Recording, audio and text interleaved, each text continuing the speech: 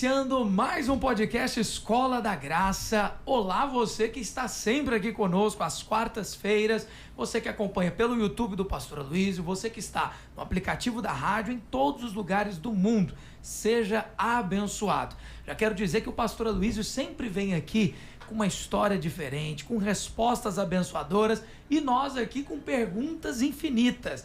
Não por menos, ele se alegra quando a gente pergunta. Então, mande a sua pergunta para o Instagram do pastor, para o escoladagraça.com e faça-se presente como esses muitos que participaram da pauta de hoje. Deixa eu cumprimentar, antes de cumprimentar os nossos convidados, querido pastor Aloysio, uma ótima tarde de quarta, que bom ter o senhor aqui conosco, pastor.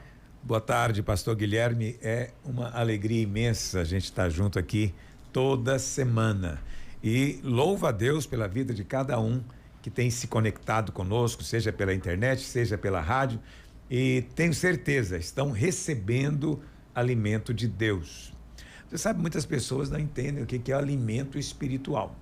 Então, elas pensam que o alimento espiritual é somente aquele que é falado, né, lá no púlpito.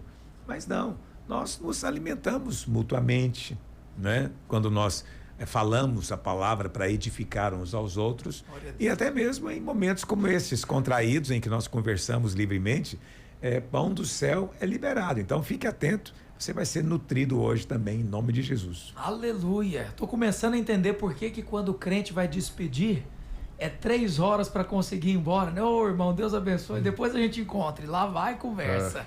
Pastor Rafael Almeida, nosso pastor de governo aqui em Goiânia, da Videira Buriti. Seja muito bem-vindo, pastor. Boa tarde. Boa tarde. Eu agradeço o convite. Estou aqui mais uma vez. Fui escalado para jogar. Joguei salão a vida toda, né? Então eu jogo de pivô, recebo e distribuo. O meu negócio é pegar a bola e tocar para o pastor para fazer o gol. Glória a Deus. E hoje vai ser mais uma vez só golaço.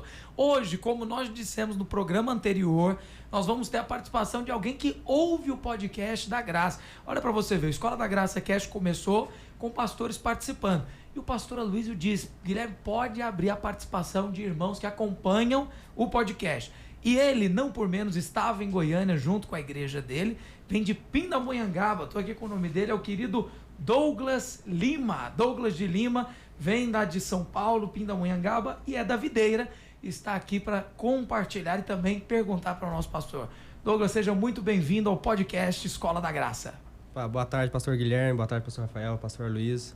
Foi agraciado, né? Foi agraciado estar aqui hoje e tenho certeza que você é daqui muito nutrido, recebendo muita graça de Deus, vindo direto aqui desses pastores maravilhosos da nossa igreja. Douglas, você disse que você acompanha o podcast. Você imaginou que você ia estar aqui participando na mesa? Não, nunca imaginei. Bem surpreendido mesmo, né? Eu nunca imaginei estar aqui, participando desse podcast, até porque a gente nem veio com o intuito de só vir na conferência, a gente não veio com o intuito de realmente estar aqui participando, mas Deus nos surpreende de forma maravilhosa, né? O ano de portas abertas. É o ano das portas abertas e em breve vem um novo ano aí. Mas deixa eu te falar, tem uma responsabilidade para você. Perguntar o que os seus irmãos querem perguntar. Então, o que o pessoal da Videira quer perguntar, é sua função aqui trazer também para a mesa. Okay, vai representá-los. Representa eles e fica à vontade. Pastor Aloysio, o senhor iniciou dizendo que toda roda de conversa traz alimento. Eu pergunto de novo, quando os cristãos se reúnem, vão conversando e se empolgam e de repente vai parar lá nas profecias do tempo do fim, isso aí é alimento também, pastor? Existe uma diferença entre você compartilhar Cristo e você debater doutrina. São coisas diferentes, não é verdade? Então, o crente que vai se tornando mais experiente na palavra, tendo mais conhecimento, ele se torna vaidoso do conhecimento e ele quer debater a teologia, debater a doutrina. Isso não é alimento. Né? Paulo diz, longe de vós toda contenda, gritaria, debate, todo esse tipo de situação que, na verdade, é muito valorizada na internet, a Bíblia condena. É mesmo? Porque não edifica. Agora, quando nós compartilhamos de Cristo, nós não debatemos. E quando eu falo compartilhar de Cristo, é falar tanto da pessoa dele quanto da sua obra. Quando nós falamos do Senhor, compartilhamos o Senhor uns com os outros, existe alimento do céu. E tem um outro lado. Muitas pessoas são do Novo Testamento, porque se converteram, são crentes do Novo Testamento, mas têm a mentalidade do velho.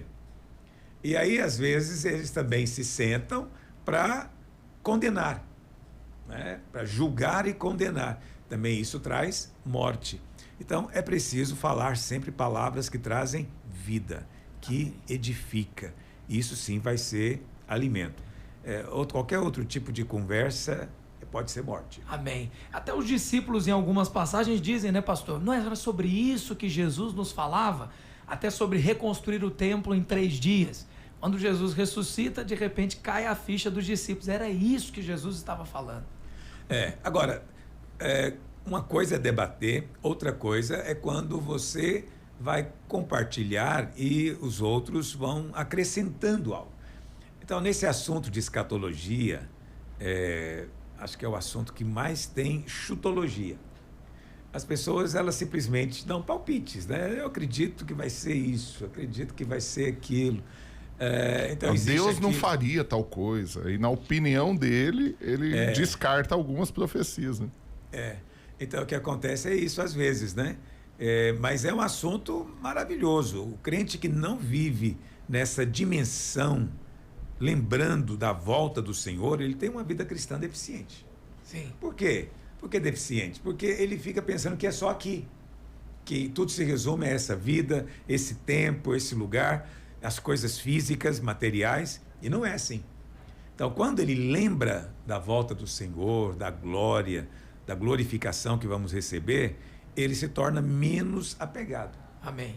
Menos apegado. Então, esse é um assunto que precisa de ser falado, sim. E assim como os discípulos no caminho de Emaús, na medida que vão vendo Cristo na palavra, em toda conversa, o coração vai sendo aquecido, né?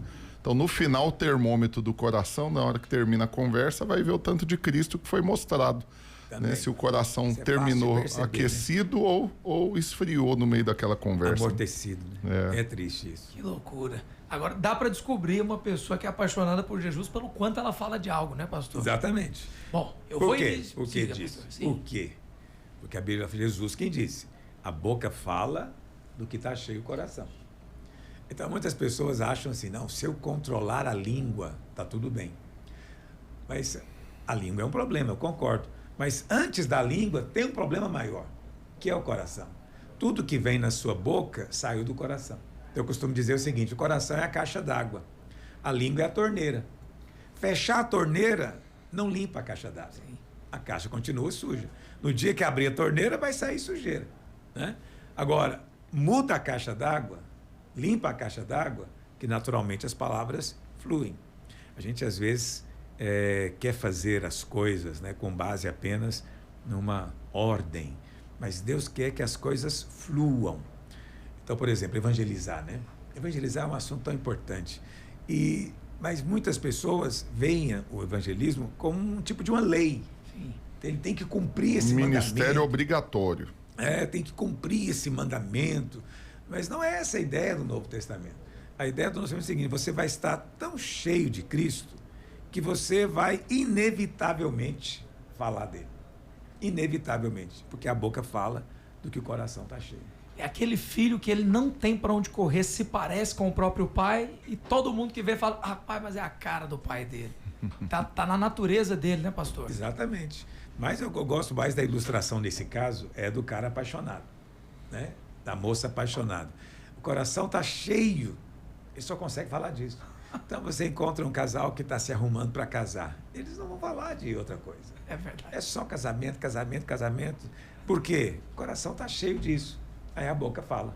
Glória a Deus, glória a Deus. Eu vou iniciar então colocando a pergunta da Fernanda, até para o Douglas ir se ambientando, porque o Douglas é o próximo a perguntar no bloco Aplique a Graça. A Fernanda Valentina, ela é de Aparecida, ela diz o seguinte: Olá, pastor Luiz, graça e paz. Pastor, eu tive um diagnóstico de ansiedade, início de depressão, além de sempre ter enfrentado muitos problemas emocionais. Mas há alguns meses eu tenho frequentado os cultos, né? Tenho escutado sobre a palavra da graça. Desde então eu tive uma melhora impressionante, pastor. E quase não tenho mais crises. Parei de usar os remédios. Eu sou muito grata a Deus por ter me permitido encontrar esse lugar tão precioso. mas eu queria fazer uma pergunta. O senhor acredita que é necessário ter acompanhamento psicológico, já que eu me sinto bem melhor agora? Olha, não tenho nada contra o acompanhamento psicoterapêutico, né? O acompanhamento psicológico. Mas você mesmo está dizendo que começou a frequentar os cultos e ouvir a palavra da graça e você percebeu na sua vida uma melhora impressionante. Por que você percebeu melhora impressionante? Porque algumas crenças foram mudadas na sua vida. Então preste atenção. Você disse que tem um problema de ansiedade. A ansiedade, ela vai em algum momento levar você a pânicos, fobias e até depressão. Então, mas qual que é a base da ansiedade? É o medo. É o medo que vai ser de mim em tal situação, amanhã, nessa circunstância. Entende? É o medo. Eu estou sozinho, não tem ninguém por mim. Aí você pega e fica ansioso.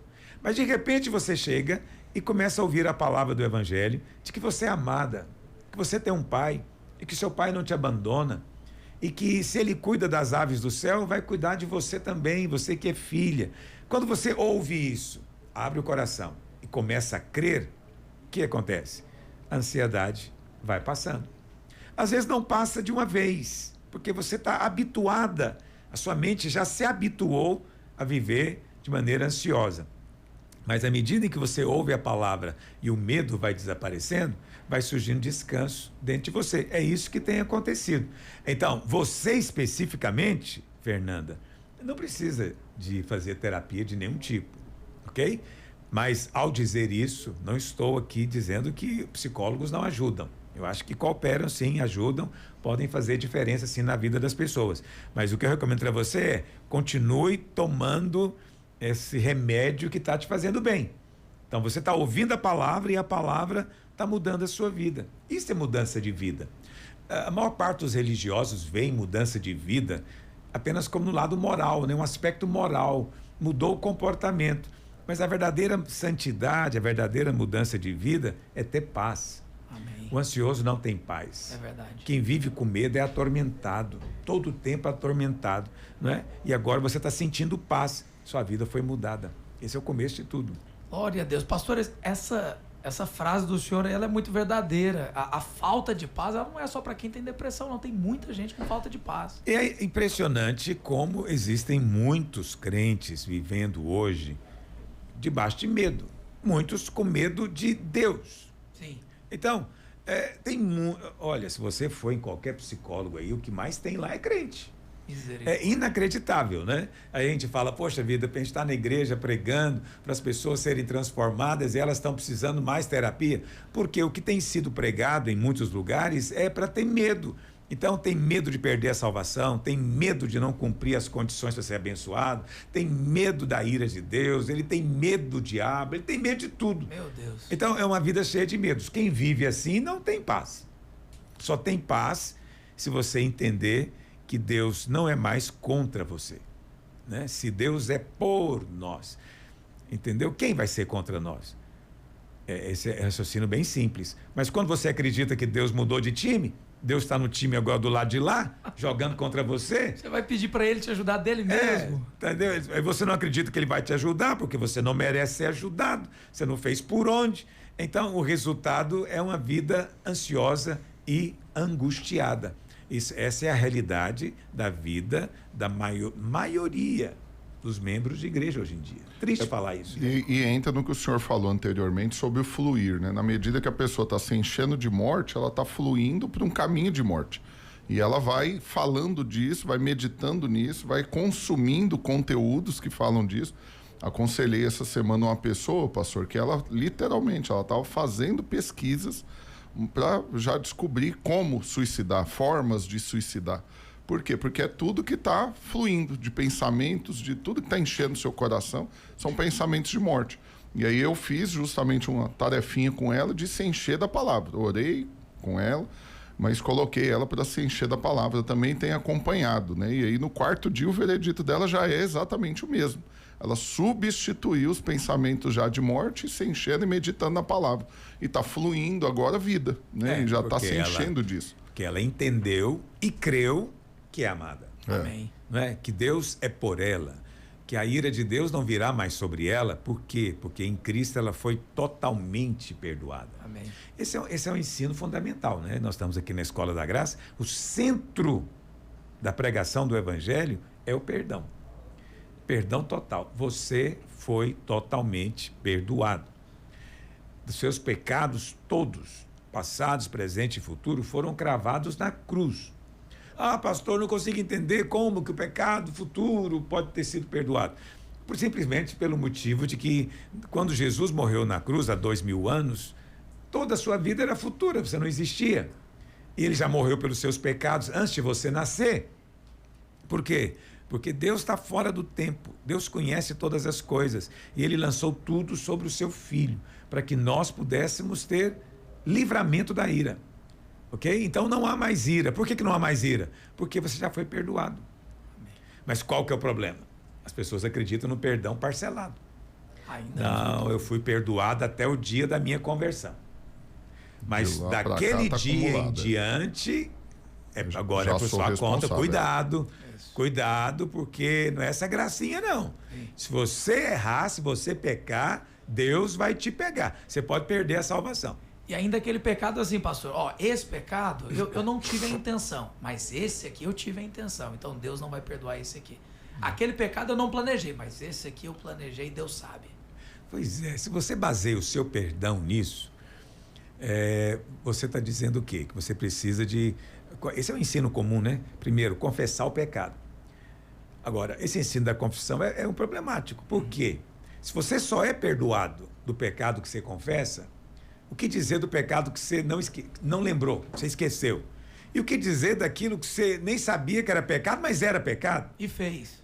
Deus... Aí você fala, não, Deus não leva em conta, eu não sabia. Não, que é pecado, não é? Então, seja que pecado for, então a pessoa não lembra, ela não pode confessar. E basta um pecado para levar uma pessoa para o inferno. Então, se ela esqueceu olha o risco dela. Quer dizer, se o meu perdão dependesse de mim, da minha capacidade de me lembrar dos meus erros, eu nunca seria salvo, porque eu não me lembro, simplesmente. Né? Eu me esqueço. Claro que tem algumas coisas que a gente não esquece, as mais graves, mas a esmagadora maior parte a gente não se lembra, não é? E por causa disso, então, creio que perde a salvação.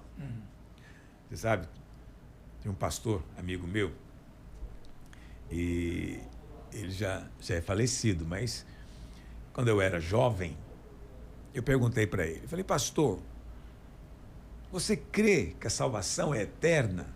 Que a gente não perde? Porque essa era uma preocupação também. E aí ele respondeu, olha, eu creio que não perde. Eu fiquei feliz, né? Fiquei feliz. Eu falei, com base em que o senhor diz isso? Ele falou, é o seguinte, filho, eu vou te contar um negócio. Deus sabe todas as coisas. Se ele vê que você vai pecar, ele te mata antes. Meu Deus. Eu falei, meu Deus, olha a crença. Então eu estou perdido, né? Pensei comigo, eu posso morrer a qualquer momento, né? Eu senti uma ansiedade por parte do Douglas. Você anda de ônibus, já vai... Ver. Mas o raciocínio dele é um raciocínio lógico. Raciocínio lógico. Se é possível perder a salvação, raciocina comigo. Se é possível perder a salvação e Deus acabou de te dar a salvação, o que Deus deveria fazer logo em seguida? Te matar. Porque sabe que para não ter risco de você aprontar alguma coisa. Já te salva e já te leva para ele. Já te leva. Então a salvação seria o fim de tudo. Mas a Bíblia fala que é o começo. Você faz a ganhar a vida. Entendeu? Mas esses que creem que perdem a salvação não raciocinam dessa forma, infelizmente. Não, e vive com essa sensação assim, eu vou pegar esse avião aqui, eu tô em pecado, vai morrer inocentes por minha causa, que o avião vai cair, Deus vai fazer alguma coisa. Esse ônibus vai capotar pegar esse e ônibus gente aqui, vai ser vitimada aqui. Esses são os crentes sinceros, né? Ainda bem que existem muitos sinceros que tentam lidar com essa teologia e vivem uma vida horrorosa. Vive uma vida horrorosa. Não tem vida abundante numa teologia do medo. Não há vida abundante fluindo. Se as pessoas só pregam que Deus está irado com você, que Deus vai te pegar, que o seu pecado vai te achar, não adianta, não há paz. Não tem vida. Só há medo. É isso que acontece em grande parte das igrejas. Porque esse ensino de que você só pode ser abençoado se merecer, se fizer por onde, Sim. se obedecer todos os mandamentos, esse ensino ele leva duas possibilidades só. Ou você se torna um crente angustiado, que está o tempo inteiro se sentindo desqualificado, Deus não vai te abençoar porque você não é obediente, ou você se torna um hipócrita e começa a dizer para as pessoas, eu cumpro tudo, eu faço tudo. Entendeu? Então, quando eu encontro crentes angustiados, conflituosos, eu louvo a Deus, eu falo aleluia, irmão. Aleluia, porque você é irmão. Mas quando eu encontro crentes arrogantes, que dizem que cumprem os mandamentos, aí eu não trato bem, não. Eu gosto de esperar a oportunidade para expor a hipocrisia. E há muita hipocrisia. Esses hipócritas são também o que aponta o dedo e julga os outros. Sim, claro que julga, porque ele cumpre, ele faz tudo o que tem que fazer. Então, é óbvio. Como que você fez isso? Eu tô aqui há tantos anos em santidade. Então é fácil condenar. Você caiu. É fácil condenar. Mas é difícil dizer eu não te condeno. Vai, não peques mais. Meu Deus. Meu Deus! Esse é o podcast da graça. O Tadeu Ribeiro está dizendo... Pastor, graça e paz. Nós sempre falamos sobre graça, mas graça e misericórdia são a mesma coisa? Não, graça e misericórdia não são a mesma coisa, apesar de estarem bem próximas uma da outra. É como se fosse duas faces de uma mesma moeda, né? Graça de um lado, misericórdia do outro. Qual que é a diferença entre as duas? Misericórdia, preste atenção, não é jogo de palavras. Misericórdia é quando eu não te dou o que você merece. Entendeu? Não te dou o que você merece.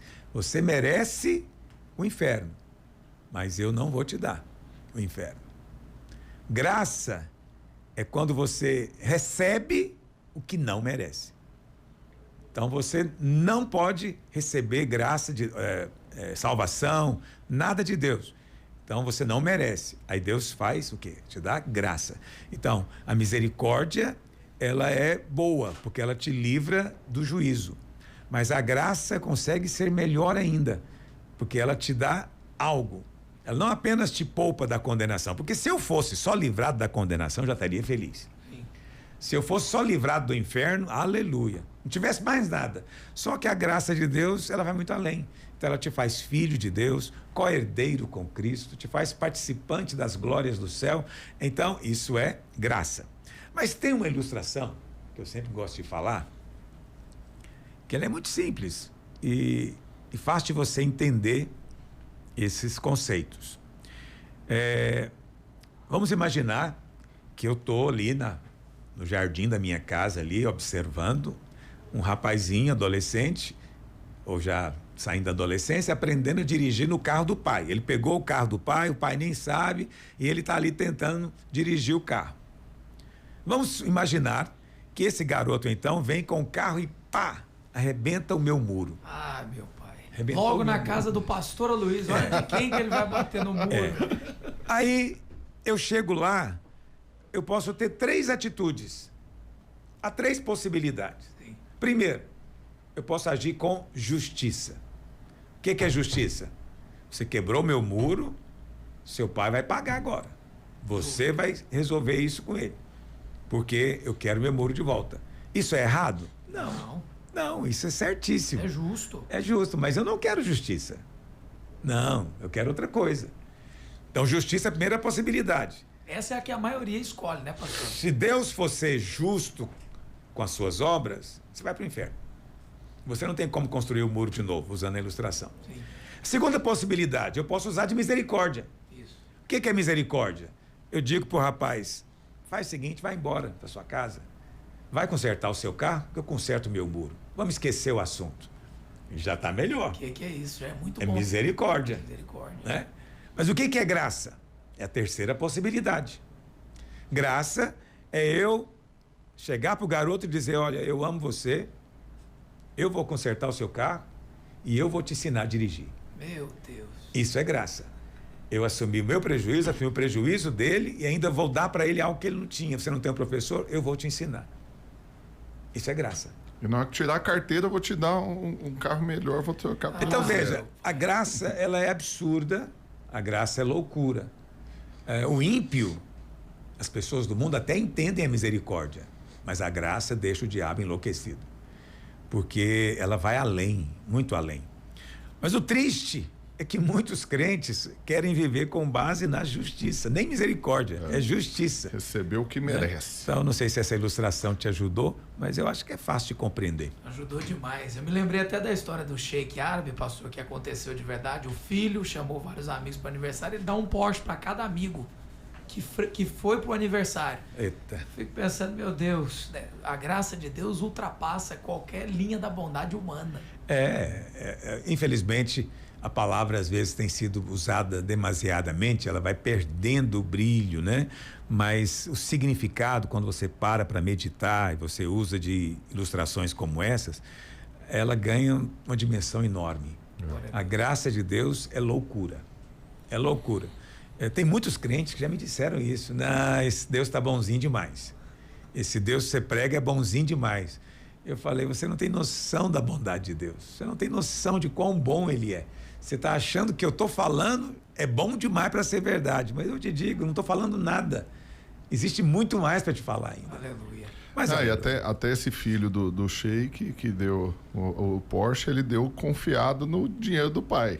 Aí o pai vai fazer aniversário, não dá Porsche, o povo pergunta, por que você não deu? Que ele fala, é porque quem tem pai rico é meu filho. Então nós somos esses filhos que tem o pai muito rico. E a gente está aqui confiado na bondade dele. Oh, meu Deus, por essa bondade. Que o Senhor nos ensina a meditar cada dia, né, pastor? Por isso que é importante essa roda de conversas nossa aqui. Eu vou fazer um rápido intervalo e na volta, o Douglas de Lima, que veio de Pindamonhangaba, ele vai participar também. Ele está mais acanhado, pastora Luiz? Não perguntou ainda, não? Eu entendo. Não teve coragem ainda, não. Eu entendo. Mas agora ele vai entrar no próximo bloco. E aí eu já, junto com ele, coloco o Aurélio e a Amélia também para participarem. Você que está acompanhando pelo YouTube, coloca aqui no chat que nós estamos registrando as participações. Sua participação não entra hoje porque nós temos uma pauta a seguir. Mas nós vamos registrá-la para entrar nos programas futuros.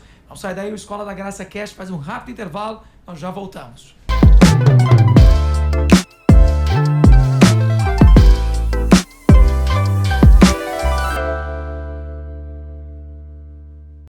Misturar lei e graça é um veneno silencioso.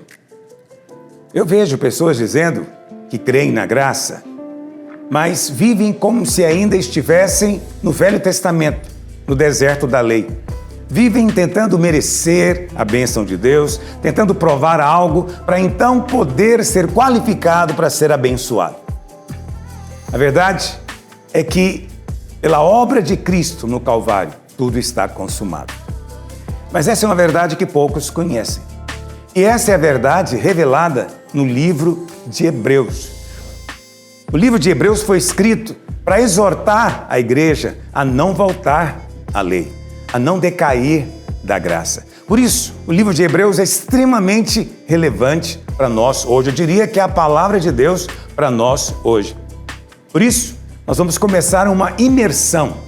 É a imersão da supremacia da graça, que é um estudo do livro de Hebreus. Vamos ver versículo por versículo e vamos romper juntos todo o engano, todo o ensino errado que tenhamos recebido no passado. Você é chamado para viver na liberdade dos filhos de Deus. Amém? Te espero lá. As inscrições vão se abrir no dia 28 de julho e as aulas começam no dia 4 de agosto. Vamos juntos avançar na revelação da graça de Deus. De volta com a Escola da Graça Cast. Para você que não está desde o início, entra lá no YouTube do Pastor Aloysio, acompanhe o episódio desde o começo, para quem está pelo rádio, pelo aplicativo. Mas nós vamos falar aqui com o Douglas de Lima, que vem de Pindamonhangaba, para os mais íntimos, Pinda, né? Como o pessoal chama lá em São Paulo. E para você que está acompanhando à distância, você pode participar do podcast. Apenas acesse escoladagraça.com e por lá você descobre como. Pastor Aloysio, essa pergunta de um ouvinte presencial, ela mostra que, na verdade, os irmãos têm dúvidas que às vezes a gente nem sonha, né, pastor? Mas eu amo ouvir as respostas do senhor, porque tem dúvidas que eu já tenho respostas, mas que quando o senhor responde parece que aumenta Aumenta a dúvida? Parece que eu Não, aumenta a clareza. A revelação. Revelação. Bom. Parece, é porque eu Se já sei aumentasse a resposta. dúvida, tava ruim. Né? Tem perguntas que eu sei a resposta, até porque o senhor já respondeu na palavra, no culto, mas aqui o senhor consegue ampliar o entendimento. Que bom, obrigado. Essa é a ideia mesmo. Aleluia. E o Douglas tem uma muito boa. Douglas é Sim. discipulador lá na Videira Pindamonhangaba, né, Douglas? Isso, discipulador lá na Videira de Pindamonhangaba. E a pergunta que eu tenho pro senhor, pastor, é como eu lidero jovens, né? E jovens têm muitas dúvidas, né? Muitas dúvidas ainda. E a gente tá chegando no dia 15 de dezembro, vai ter o batismo e a festa da colheita lá em Pinda. A gente chegou nos nossos alvos e como tá chegando perto do batismo, a gente tira as dúvidas dele. E tem um jovem lá que perguntou, a Bíblia diz que quem crê e for batizado será salvo. Mas não diz que quem não crê já está condenado, né? Será condenado. Mas não diz que quem crê e for batizado será condenado. Então, como ele diz que ele crê, ele não se batiza, ele crê que já é salvo, né? Ele crê que já é salvo. Aí eu tive que tentar tirar essa dúvida dele. Eu falei, não, se você crê, né? Você tem a oportunidade de batizar, você tem que se batizar, né? É só uma expressão do que você está crendo, né? Eles acharam meio duro essa palavra. Achou você duro? Que coisa. Não, mas você está muito bem. A Bíblia fala, tem um trecho que muitas pessoas não conseguem compreender, lá de Tiago, no capítulo 2, ele diz o seguinte, que a fé sem obras é morta. E aí ele dá 2 exemplos. O primeiro exemplo ele dá é de Abraão, que mostrou que tinha fé, se dispondo a sacrificar o próprio filho. E o segundo exemplo é de Raabe. Raabe, a Bíblia fala que ela acolheu os espias na casa dela, escondeu eles, e depois ela colocou a fita vermelha na janela como sinal de fé. Então, por que Tiago usa esses exemplos? Para dizer o seguinte, a salvação não tem nada a ver com obras. Nada a ver com obras. Mas existe uma fé que salva e uma fé morta.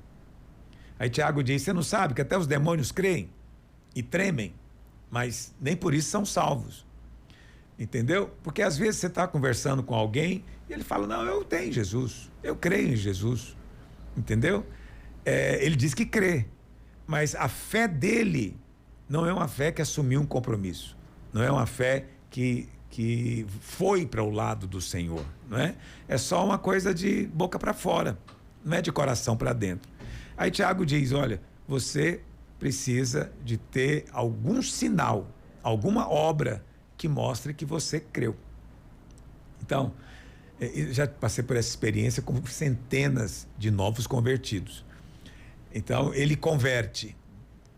Teve um que chegou em mim e falou, pastor, terminei o namoro. Eu falei, mas por que você terminou? Ele falou, não, ela não quer Deus, então eu também não quero ela. Veja, eu nunca proibi ele, nem falei que ele tinha que terminar namoro nenhum, mas a fé dele produziu aquela obra. Não é algo que eu vou exigir de ninguém, é entre ele e Deus. Então, pode ser que Deus exija de alguém outras questões. Eu me lembro uma vez, nós tínhamos um programa de TV, muitos anos atrás. Vinho novo, né, pastor? Isso, vinho novo. E aí teve uma família que se converteu. E eles moravam no interior, aqui próximo, chama Goianápolis. Moravam lá. E aí começamos, eles vieram no culto, mas moravam lá. E eu falei pro pastor Naor Pedrosa, você vai ter que ir lá para consolidar esse pessoal, porque era bem no começo da videira. E isso depois o irmão contando, ele fumava. Mas nós não falamos de fumo aqui. Então, se você já veio na videira, já participou dos cultos, eu não falo de cigarro hora nenhuma. Nem em pregação, nem hora nenhuma eu falo de cigarro. Porque eu não preciso falar. O mundo já fala muito, né? E aí eu não falo nada. Então ele não sabia de coisa alguma. Mas aí ele conta que estava fumando um cigarrinho dele de palha. Quando ele viu o carro na Rua Pedrosa atravessando o cochete lá. O pastor tá chegando. Ele apagou o cigarro na palma da mão. Ai! Nunca esqueci disso. Isso ele me contou e mostrou as marcas. Eu falei, mas por que você fez isso? Ele falou, não, o homem de Deus ia chegar e eu estou aqui fumando, né? Isso não é de Deus. Eu, de fato, acho que fumar não é o melhor mesmo. Mas a fé dele mostrou-se quando ele fez isso. Entendeu? Mas eu estou falando tudo isso, né? Olha que coisa mais longa. Só para te dizer que o batismo é uma obra nesse sentido.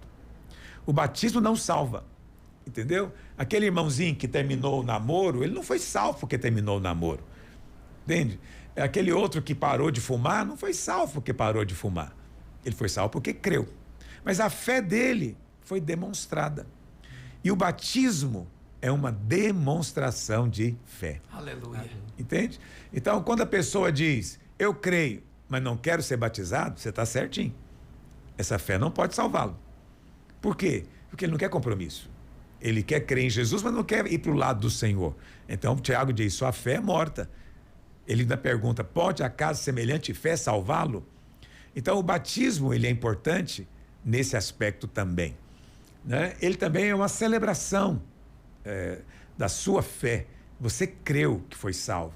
Então, é um dia de celebração, simbolicamente se levantando das águas para uma nova vida. Então, o que você falou é correto. Agora, significa que nós cremos em salvação batismal? Não. Nós não cremos que o batismo salva.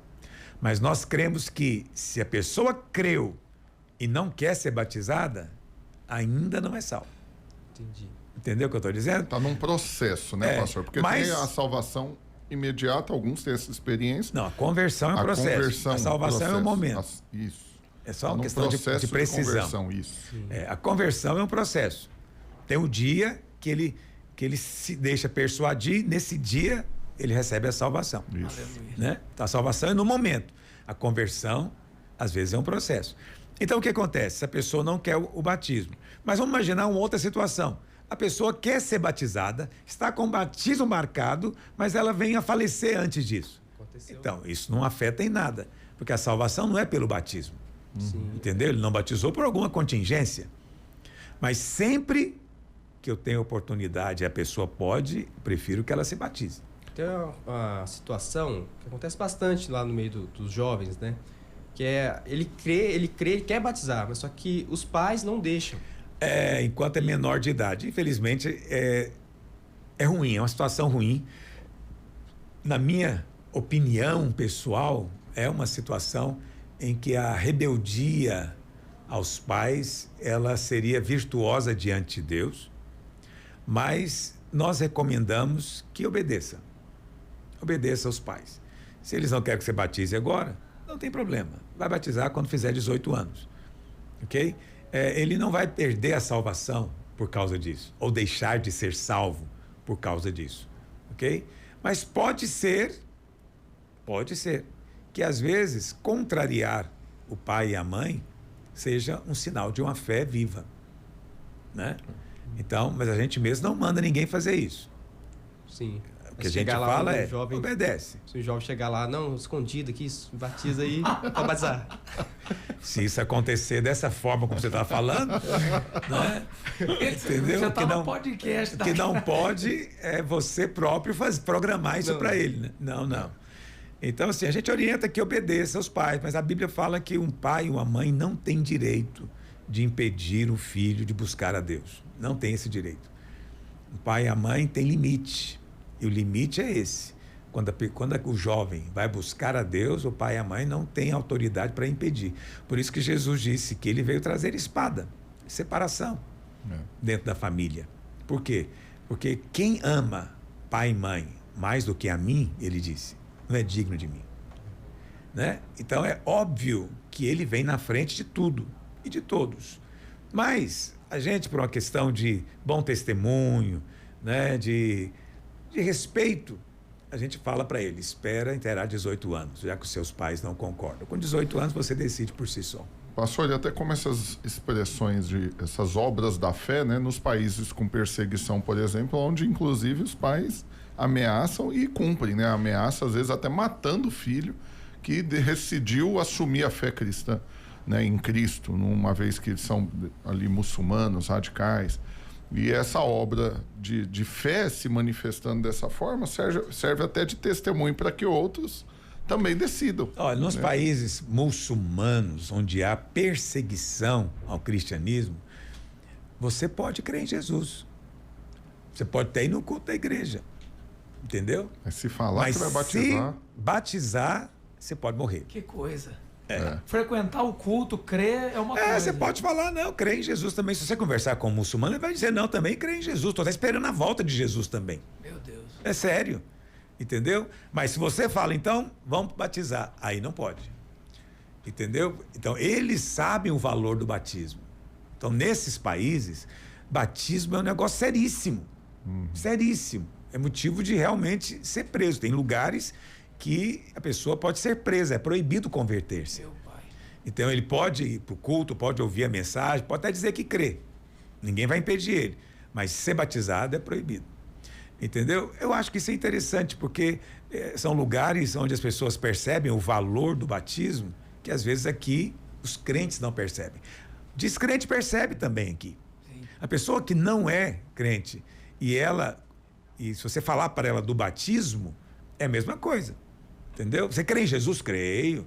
Né? Não, creio demais, eu amo Jesus, meu Deus, no meu coração. Vamos batizar então? Não, batizar não. Calma Por quê? aí. Porque o batismo significa uma mudança, um compromisso diferente. Então, todo mundo sabe disso. Eu fico triste porque em algumas igrejas não estão valorizando isso. Sim. Estão deixando de lado o batismo, desvalorizando aquilo que o Senhor determinou ou nos deixou como ordenança. É quem crer e for batizado. Amém. Ok? Mas não é o batismo que salva, é a fé. Aleluia. Aleluia. Pastor, tem uma irmã, Amélia Queiroz. Pastor, eu sempre quis ser uma missionária e com isso eu desejava viajar para o mundo, semear a palavra, mas nunca tive a oportunidade para isso. Recentemente recebi uma proposta do pastor da minha igreja, mas o meu coração se fechou. Eu fiquei triste porque agora parece que me sinto vazia por dentro. O que eu devo fazer? Em outras palavras, ela está em dúvida. Eu queria, mas agora que surgiu a oportunidade, parece que eu estou com o coração fechado.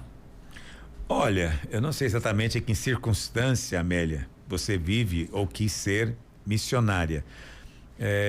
Eu preciso entender melhor a sua circunstância. Mas veja, o que deve preencher o seu coração não é ministério, né?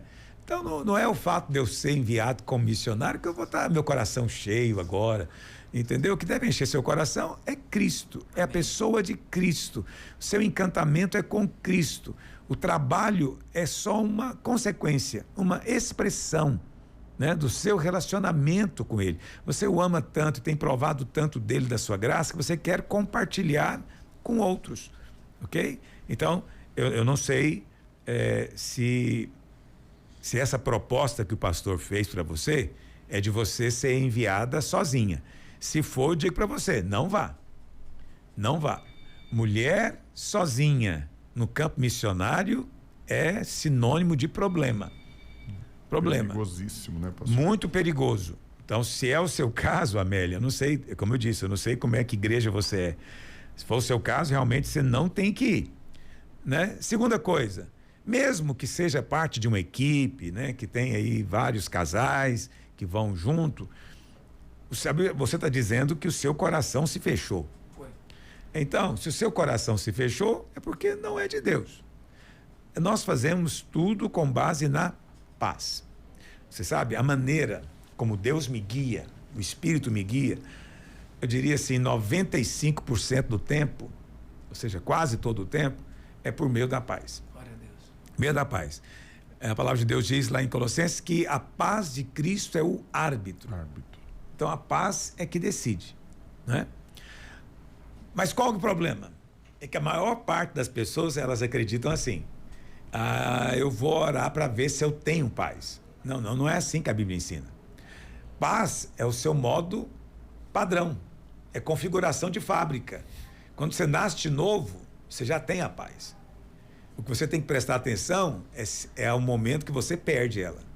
Na hora que você perde essa paz, você saiu da configuração de fábrica, você tem que parar e falar: o que aconteceu? Algo aconteceu. Essa é a maneira de ser guiado pela paz.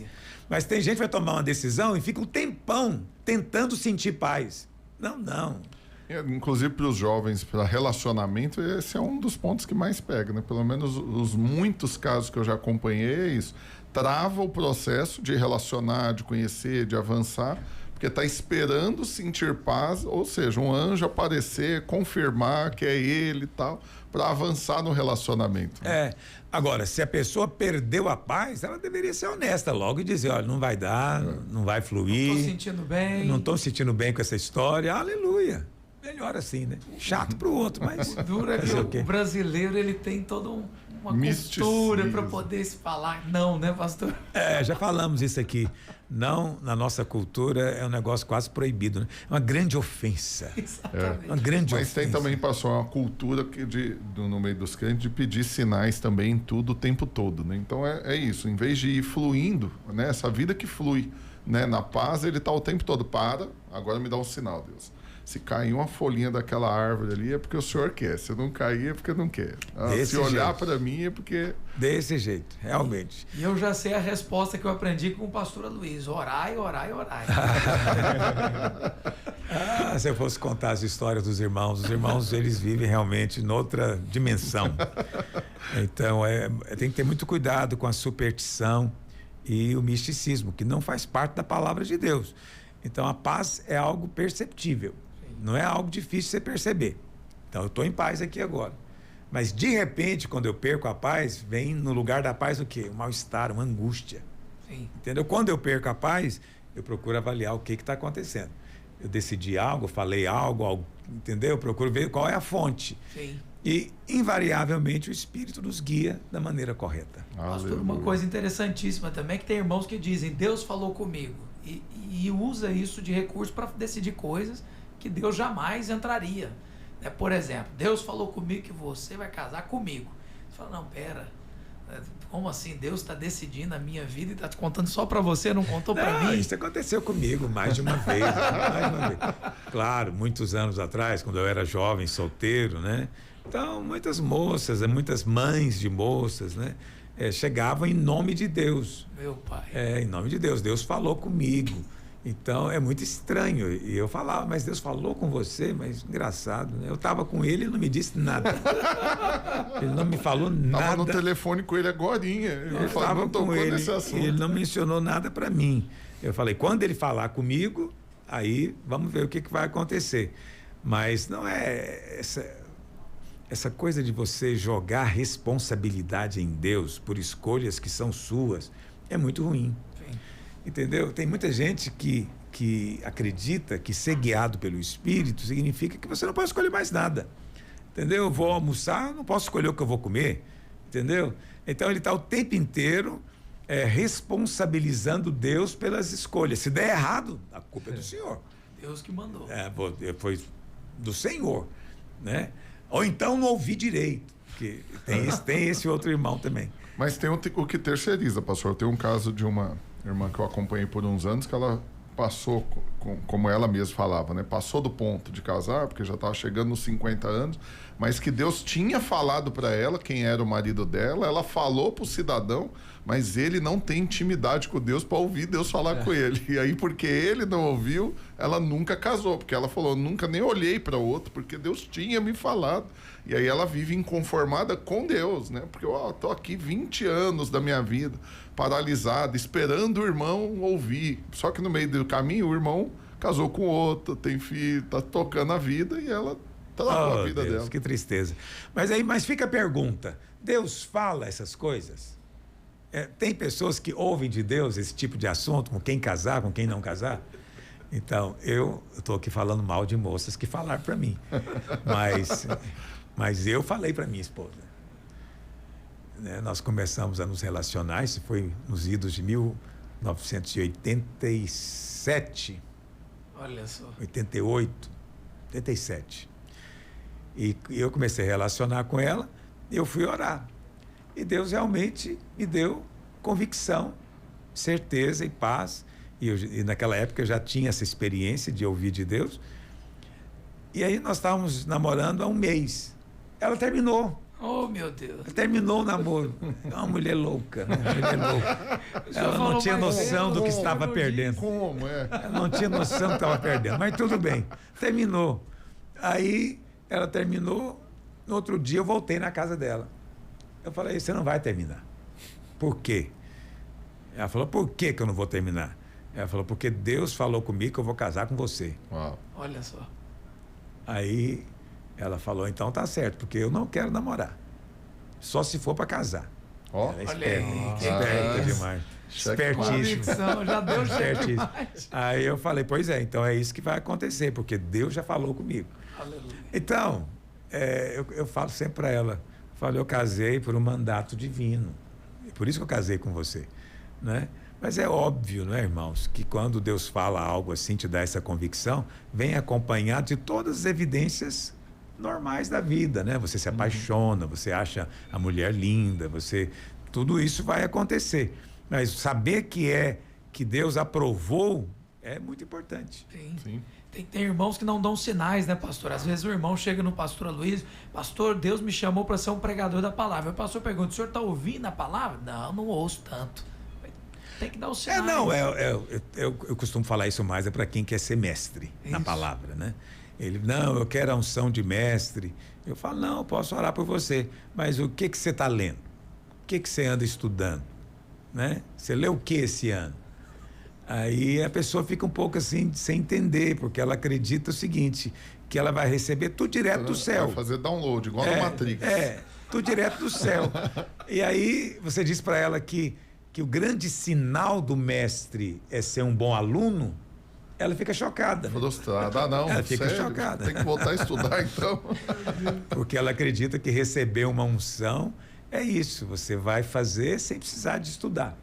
Entendeu? Mas veja, eles creem isso em relação a certos dons, outros não. Então, dificilmente alguém chega e fala, pastor, ora por mim, eu quero tocar piano.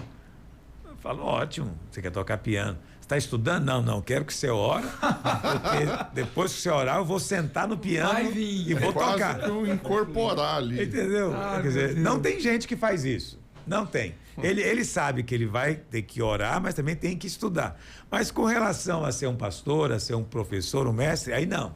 Aí não precisa de estudar. É uma pena que tem esse conceito. Estão enganados. Glória a Deus. Pastor, tem uma notícia muito boa no nosso bloco Perspectiva da Graça. Aleluia. Perspectiva da Graça veio uma notícia diretamente do Texas. Texas que já apareceu aqui no podcast Escola da Graça com a Novilha Vermelha. E agora o Texas marca presença de novo aqui dizendo o seguinte: o Conselho de Educação do Texas aprovou um novo currículo para educação infantil e fundamental que permite o ensino de conteúdos bíblicos em sala de aula. Projeto que abrange crianças de 5 a 11 anos, inclui lições, figuras como Moisés, história do bom samaritano, a regra de ouro, leituras do livro de Gênesis e outros temas. E coloca ainda que essas aulas elas seriam opcionais e também nos distritos escolares podem receber pelo menos $40 por aluno para o uso de materiais aprovados pelo Estado. E aí a pergunta do final do nosso Perspectiva é: qual é a opinião da palavra em relação a ensinar em escolas o ensino religioso? 10 mandamentos, por exemplo, pastor, é algo importante das crianças saberem? Então, essa é uma questão muito mais ampla do que simplesmente ter o ensino religioso. Primeiro, é preciso que se diga que no Brasil nós temos esse direito, né? As escolas podem implementar ensino religioso. Então, isso já existe, esse direito. Fico feliz de também estar acontecendo nos Estados Unidos, porque eu acho que a criança ter a oportunidade de se expor a palavra, ao ensino do evangelho, vai ter só benefício para ela e para a família. O problema é que o que vai ser ensinado. E o que acontece é que muitas igrejas nos Estados Unidos hoje, o movimento é para colocar os 10 mandamentos na escola. Então, o que eles querem é um quadro com os 10 mandamentos, é que as crianças memorizem os 10 mandamentos. Agora, não é a lei que salva. Na verdade, o fim da lei é Cristo, né? O poder do pecado está na lei. Então, a lei tornou-se um obstáculo. Mas muitos, ao invés de ensinarem Cristo, estão ensinando o Velho Testamento. Estão ensinando lei de Moisés. Isso é que é triste. Antes de Cristo, né, pastor? Provavelmente enfatizando isso, porque o que eles querem é que as crianças moralmente mudem rapidamente, né? Mas o cristianismo não é exterior, ele começa por dentro, de você ver por fora, né? O chá que ferve, ele libera o aroma. Então, se o fogo estiver dentro de você, por fora, a chaleira vai aparecer. Sim. Mas você querer ter mudança de vida sem ter tido uma nova vida dentro de você, é só religião vazia. Sim. Douglas, você que está lá em Pinda, tem célula nas escolas? Vocês pregam o evangelho lá nos núcleos em escolas? Ainda não, mas a gente tem um plano já de começar. A gente faz nos kids, né? Sim. A esposa do nosso pastor, a pastora André, ela dá aula para os kids nas escolas infantis, dá o ensino, só que ela não fala bem claro sobre Cristo, né? Ela induz falando sobre historinhas para as crianças e vai levando ali, né, a palavra inserida nessas historinhas para as crianças. Então, com isso, os nossos kids lá tem mais de 800 e poucas crianças já, né, sendo alimentadas nas escolas por essas ministrações. Mas já os adolescentes, coisas, a gente não entrou ainda. Mas ainda vai fazer um núcleo ainda lá, vai. Né? Mas eu entendi o que você quis dizer, que ali as crianças vão esperando um teatro e de repente tem Cristo lá na palavra. Isso. É porque os núcleos, eles forma acontecem. criativa, né? Vai atraindo, até porque alguma, se for muito abrupta, assim, a pregação do evangelho, proíbe, né? Acaba criando resistência. Teve um teatro que nós fizemos aqui em Goiânia, Teatro do Encontro, sobre libertação, chama Máscaras, né? Pastor, mas deu um ribuliço na escola que foi uma benção. Porque é um teatro que fala sobre a libertação do pecado para a vida nova em Cristo, né? E dizendo que tem coisas que são espirituais, tá? A pessoa às vezes é escrava de um vício em drogas, escrava muitas vezes da pornografia, e aí o teatro mostra, se você for liberto espiritualmente por Cristo, isso vai te libertar verdadeiramente. Muitos professores falaram, mas isso não é coisa que se ensine, né? E alguns alunos converteram e entregaram a vida para Jesus naquele dia. Então, realmente é poderoso o ensino nas escolas. Aleluia. Eu também acredito que é uma oportunidade muito grande para nós que ensinamos o Evangelho, não é? Mas que o Senhor dê muita graça para que as igrejas entrem e levem genuinamente Cristo. Amém. Amém. E para fechar o programa de hoje, que a gente já está literalmente chegando ao final, nós temos aqui o Túlio Santos fazendo uma pergunta de um dilema. O Túlio, ele achou um versículo, pastor, de 1 Pedro 3,7, que ele diz sobre a oração do marido ser interrompida. Acho que o Túlio está com medo que ele anda brigando com a esposa. Ele falou, deixa eu verificar com o pastor se é isso mesmo. Fala o quê? Pastor Aloysio, a palavra nos ensina que o marido tem que tratar a esposa com respeito para que as suas orações não sejam interrompidas. Isso significa que se um casal estiver em conflito e desarmonia, Deus não ouve as orações, pastor? Como eu posso entender essa relação de tratamento mútuo dentro do casamento e a comunicação com Deus? Olha, eu vou te dizer uma coisa, Túlio. No passado, eu mesmo acreditei que quando você estava com problemas conjugais, Deus não ouvia a sua oração, porque ela ficava interrompida. Mas depois, você sabe, a gente tem cérebro, a gente fica pensando e analisando. E aí a gente fica concluindo o quê? Deus ouve muito pouco gente casado, né? Se casou, oração vai ser muito pouco ouvida. Porque, oh, meu Deus. Porque você discute com a sua esposa, você tem conflitos com a sua esposa com muita frequência, também no começo do casamento, né? E aí toda hora Deus fala, não vou te ouvir, interrompe tudo aí, não vou ouvir. Assim, a lógica me mostrou que não fazia sentido isso. Quer dizer, quando o casal mais precisa de Deus, Deus se afasta. Quando eles estão mais precisando de ministração, aí Deus fala, não vou conversar com você, fala com o pastor. Oh, meu Deus. Fala com o outro. Chegou um pedido importante aqui do pastor Luiz. Não, mas peraí, tá interrompido momentaneamente. Tá interrompido, agora eu sou pastor. Imagina um pastor interrompido, tô perdido aí. Tanta oração pastor importante. Interrompido é um problema, entendeu? Então, eu mesmo acreditava nisso, mas depois, analisando a verdade das coisas e sendo honesto, a gente viu que não é verdade. Deus não se afasta porque você pecou. Você sabe, tem uma cena que eu acho assim chocante na Bíblia, que é Caim matando o seu irmão. E Deus vem conversar com ele. É verdade. E Deus vem conversar com ele e fala, cadê teu irmão? Onde é que está Abel? Estou ouvindo o sangue dele clamando. O que você fez, Caim? Então veja, Deus vem conversar com Caim. Eu não iria. Eu já mandava fogo direto se eu fosse Deus, mas eu não sou Deus, só o Senhor é Deus, aleluia. O Senhor veio conversar com o cara. Então, assim, eu vou dizer para você que está nos ouvindo, né? É falso esse pensamento, ele não te deixa porque você tropeçou. Ele não te abandona porque você errou. E o casal, né, que está ali com conflito, seja que tipo for, Deus não vai embora largar esse casal. Mas pastor, tá bom, então tá certo, achei o argumento interessante, mas está escrito, para que não se interrompam as vossas orações.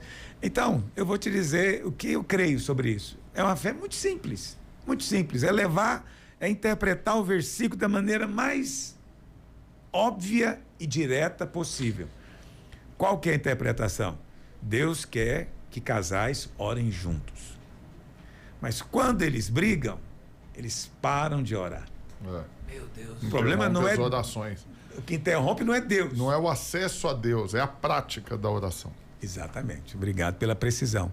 É isso aí. Entendeu? E todas as vezes que eu vou aconselhar casais, hoje eu não estou aconselhando mais, né? Porque estou envolvido cuidando de pastores hoje em dia, mas mesmo pastor eu dou o mesmo conselho. A primeira coisa que eu falo é: vocês têm que orar juntos. Amém. É preciso ter um momento em que o marido ora pela esposa, a esposa ora pelo marido. Não, eu sempre falo, não tem que ser muito tempo, não tem que ser 1 hora. Não, pode ser na cama, antes de dormir, um faz uma oração, depois o outro faz outra oração. Porque isso tem o poder de unir o casal. Amém. De abençoar a casa. Entende? Essa unidade entre os dois ali em oração significa que qualquer coisa que eles pedirem, Deus vai conceder. Amém. Por quê? Porque eles estão em concordância, orando. Então, eu oro com a minha esposa, normalmente dessa maneira, na cama. Ela ora muito sozinha, lá no escritório dela, no quarto e tal. Eu também oro muito sozinho, mas tem que ter um momento para eu abençoar a minha esposa. E ela também me abençoar. Isso é algo necessário. Hoje, cada vez mais, eu me convenço que a grande necessidade é a oração. Se a mulher tiver a graça, o favor de casar com um homem que ora, ela vai ser abençoada demais. Amém. Vai ser abençoada demais. Pastor, tem muita... Os cristãos subestimam o poder da oração, né, pastor? Exatamente. Então, veja, Pedro não queria que interrompesse isso. Então, viva a vida comum do lar. Esteja na sua casa, não fica o tempo inteiro na rua, né? Só no trabalho ou com os amigos. Não, viva a vida comum do lar. E trate a sua esposa bem. Para quê? Para vocês não brigarem. E aí, interromper a oração que vocês deveriam estar fazendo juntos, né? Então, se eu pudesse, né, se eu tivesse esse poder, era algo que eu faria cada homem fazer. Orar com a sua esposa. Amém. Só isso. Prática que vai aproximar o coração e vai fluir o amor, né? Porque não tem como não amar por quem você ama, por quem você ora. Normalmente você não fala mal de quem você ora. Normalmente você não briga também com quem você ora, porque a oração não combina com a briga, né? Exceto nas piadas, né? Alguém me mandou um vídeo ontem, muito engraçado, né? Alguém não, foi o pastor Naor mesmo que mandou para mim esse vídeo. E a cena lá é de uma mulher orando pelo marido. Você já deve ter visto isso, né? Com a mãozona ele está deitado de lado assim, né? A câmera de frente para ele olhando assim com o olho para cima assim, e ela orando por ele. Ela fala: Deus, abençoa esse homem. Mas olha o seguinte, Senhor, se tiver alguma, ela chama quenga, né? Nem sei o que significa isso. Se tiver alguma quenga ao derredor dele, se ele resolver me trair, Senhor, leva ele, mata ele. Mata ele. Você sabe, no meio pentecostal, essa coisa de Deus vai levar, Deus vai remover, é o tempo inteiro. O tempo inteiro, vai remover. Se não mudar, vai remover. Se não, vai morrer. É o tempo inteiro. E aí, essa mulher, então, orando pelo marido. Leva ele antes. E ela diz: deixa ele perder a salvação, não. Leva ele antes que ele faz qualquer coisa errada. Mas ela vai orando, vai ficando nervosa, porque ela vai imaginando a cena. E ela começa a dar aquelas imposição de mão assim, bem violenta em cima dele, né? E aí você vê a cara dele pensando: meu Deus, o que está acontecendo? Só tava dormindo aqui. Mas eu vi um outro vídeo diferente, que a mulher chega no marido para orar e ela, o Senhor remove da vida dele tudo que estressa ele, e ela, puf, desaparece.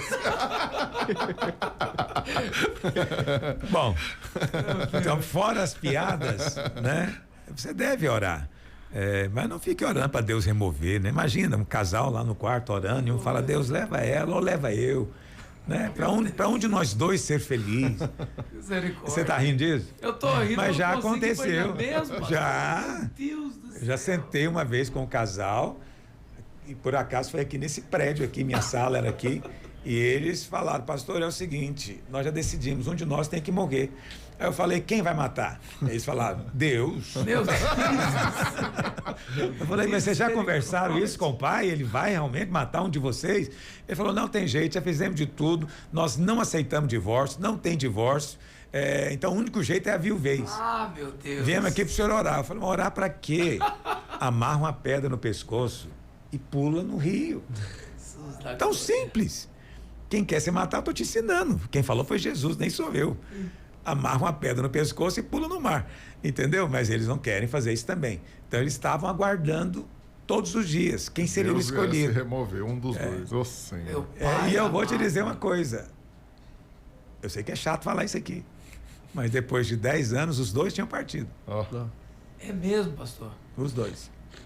ficou orando por morte. Que coisa. Eu fico imaginando um tipo de oração dessa, não deixa Deus feliz, né, pastor? Não, isso não é oração, isso não é evangelho, eu não sei o que é isso, é uma religião horrorosa, uma religião horrível. Essa não é maneira de resolver problema conjugal, entende? Não é orando para Deus matar o marido. Mas tem muita mulher orando para ficar viúva, isso é um fato. Eu entendo que às vezes dá vontade, né, pastor? Mas não é assim que a gente resolve o problema. Essa história é sobre o Billy Graham, a esposa dele. Num programa de entrevista, perguntaram para ela, porque ela é casada com o Billy Graham. Meu Billy Deus. Graham, né? Billy Graham, uma santidade, Maiores né? evangelistas. É santidade em pessoa. E perguntaram para ela, escuta, você já pensou em divórcio alguma vez? E ela então respondeu, ela falou, divórcio eu nunca pensei não, mas já tive muito pensamento homicida. Ou seja, Já planejei o pior. já quis matar. Aí eu sempre brinco com a minha mulher, eu falo, se a esposa do Billy Graham quis matar ele, eu sou um sobrevivente. eu acho que eu já fui ameaçado e não percebi várias vezes, né? Que eu não sou o Billy Graham. Oh Deus, que o Senhor nos ajude. Senhor nos ajude. Pastora Luiz, nós não só extrapolamos o tempo, como ficamos muito felizes de o senhor sempre estar aqui conosco. Quarta-feira, ouvinte, não marque nada na sua agenda nesse horário do almoço. Permita Deus falar com você nesse momento aqui com o pastora Luiz. Eu vou despedir dos nossos convidados, agradecer hoje a presença do Douglas de Lima, que veio de Pindamonhangaba, está participando aqui como o primeiro ouvinte do podcast que veio sentar na mesa para perguntar para o pastor. Douglas, um forte abraço em toda a caravana de Pinda. Amém. E você também estenda o nosso cumprimento para os irmãos lá de Pindamonhangaba. Um abraço. Pode deixar. irmão. Obrigado. Muito obrigado, pastor. Obrigado. Estou agraciado de estar aqui. Né? E pode ter certeza que eu vou chegar lá e essa notícia vai pra todo mundo lá. Vai aqui. espalhar. Vai espalhar. Você conta para eles, fala, ó, todo mundo quarta-feira atento ao podcast. Pode deixar. Pastor Rafael Almeida, muito obrigado, pastor. Um forte abraço. Amém. Eu que agradeço. Estamos juntos, esperando o próximo convite. Aleluia. Nosso pastor Aloísio, que nos dá a graça de durante 1 hora sentarmos aqui. Obrigado, pastor. Tenho certeza que esses assuntos espontâneos, eles já nos edificaram e como o senhor disse no início do podcast hoje, não é qualquer conversa que vira alimento. Mas essa aqui eu tenho certeza que alimenta, porque eu saio desse programa com essa sensação, sempre. Muito obrigado, pastor. Eu que agradeço, pastor Guilherme. Douglas, muito obrigado por ter vindo, né? Por estar aqui hoje participando desse podcast. E o meu desejo é que realmente o seu discipulado todo veja. Amém. Pode deixar. Veja você aqui e se alegre conosco. E quero agradecer a todos que estiveram conectados conosco e continue ligado na vinha e receba entendimento da graça e do favor de Deus. Aleluia. Quarta-feira estamos te esperando. Até lá.